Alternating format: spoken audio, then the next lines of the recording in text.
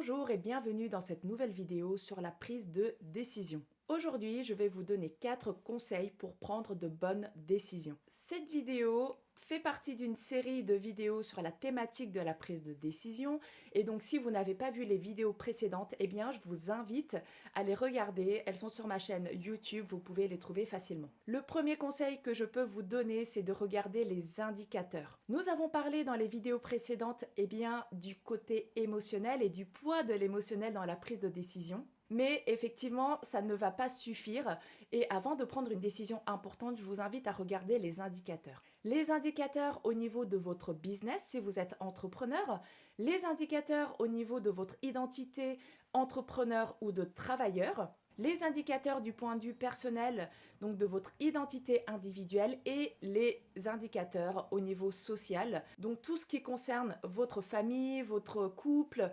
votre cercle d'amis, et surtout la représentation par rapport à votre environnement. C'est ce que j'ai appelé le Quatuor Plus. Si vous voulez en savoir plus sur l'outil, vous pouvez retrouver une vidéo sur ma chaîne qui en parle.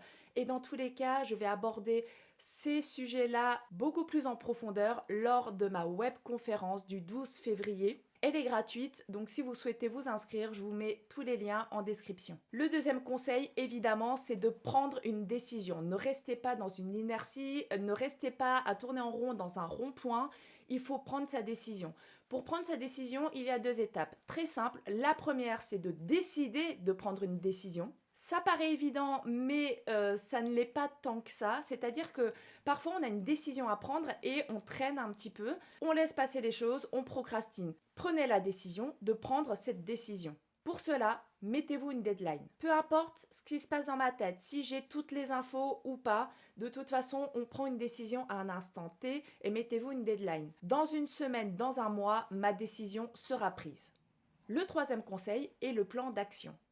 À partir du moment où vous avez pris votre décision, il faut absolument faire un plan d'action pour différentes raisons. La première va être de pouvoir vous planifier en fait une période de test. Peu importe votre décision, vous êtes salarié, vous voulez vous lancer dans l'entrepreneuriat, vous êtes entrepreneur, vous voulez tester une nouvelle stratégie, donnez-vous une période de test.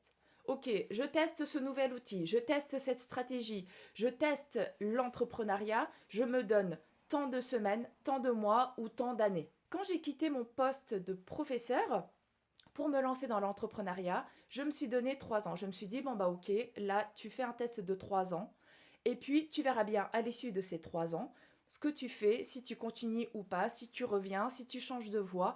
Dans tous les cas, prends ce temps-là pour tester. Selon votre situation, le temps va être plus ou moins long, mais il est nécessaire de vous mettre dans un état d'esprit de test. C'est comme ça en fait qu'on avance, qu'on crée. On teste des choses, on fait le bilan, on réajuste et puis on avance, on s'améliore, on évolue, on progresse. Donc planifiez cette période de test et vous verrez bien les résultats et vous tirerez les conclusions à ce moment-là.